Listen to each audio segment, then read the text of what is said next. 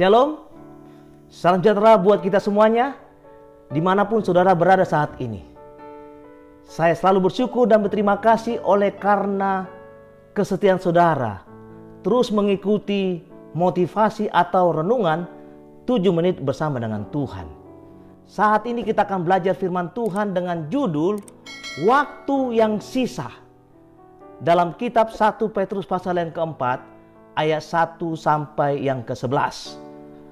Kalau Raja Daud menyampaikan dalam kitab Mazmur pasal yang ke-90 bahwa usia manusia itu 70 atau bahkan 80 tahun.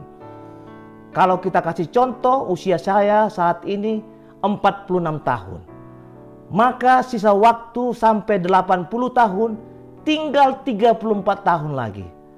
Lalu yang menjadi pertanyaan adalah, apa yang dapat saya lakukan dengan waktu yang sisa ini, yang tinggal 34 tahun lagi? Maka pelajaran saat ini ada 7 sikap yang dapat kita gunakan waktu yang sisa. Yang pertama, berhenti berbuat dosa. Ada begitu banyak dosa yang kita lakukan di masa-masa yang lalu, masa-masa yang lampau, tahun-tahun yang silam. Banyak dosa, banyak kesalahan. Saat ini kita mau menggunakan waktu yang sisa. Berhentilah berbuat dosa. Kemudian, bagaimana sikap kita dalam menggunakan waktu yang sisa? Yang kedua, jangan kamu pergunakan waktu itu menurut keinginan manusia. Saudara sekalian, ada banyak keinginan-keinginan manusia yang sering membuat kita jauh daripada Tuhan. Maka saat ini ketika engkau menggunakan waktu yang sisa itu, janganlah pernah engkau menggunakan waktu itu hanya untuk menuruti kehendak manusia. Orang lain banyak menyuruh kita, mengajak kita untuk melakukan dosa, jangan pernah bisa kita ikut dengan mereka. Karena kita boleh menjaga waktu yang sisa itu hanya untuk Tuhan. Lalu yang kemudian, bagaimana sikap saya dalam menggunakan waktu yang sisa? Yang ketiga, melakukan menurut kehendak Allah. Nah, ini yang terpenting. Kalau waktu yang sisa kita gunakan hanya untuk kepentingan Tuhan, kemuliaan Allah, kehendak Allah, maka itu yang terpenting, itu yang terbaik. Lakukanlah itu oleh karena waktu yang sisa yang tinggal dalam kehidupan kita. Kemudian, saudaraku yang kasih dalam Tuhan, apa sikap kita dalam menggunakan waktu yang sisa ini, waktu yang singkat ini? Yang keempat, pergunakanlah untuk melakukan, menjumpai orang lain yang belum mengenalkan Tuhan.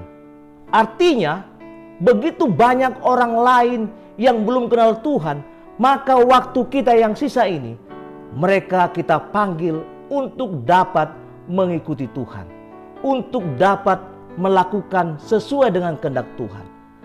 Artinya, kita harus perlu menginjil kepada mereka dengan waktu yang sisa ini, supaya kita dapat menggunakan waktu itu sebaik mungkin untuk kehendak Allah. Kemudian, bagaimana sikap saya dalam menggunakan waktu yang sisa ini? Yang kelima, tidak hidup dalam rupa-rupa hawa nafsu. Saudara, begitu banyak hawa nafsu yang dapat menggoda kehidupan kita. Tetapi yang saya sampaikan saat ini, jangan pernah engkau hidup dalam rupa-rupa hawa nafsu. Keinginan-keinginan daging. Apa itu keinginan daging? Kemabukan, pesta pora, perjamuan minum, dan penyembahan berhala yang terlarang, yang Tuhan tidak kehendaki, yang Tuhan benci.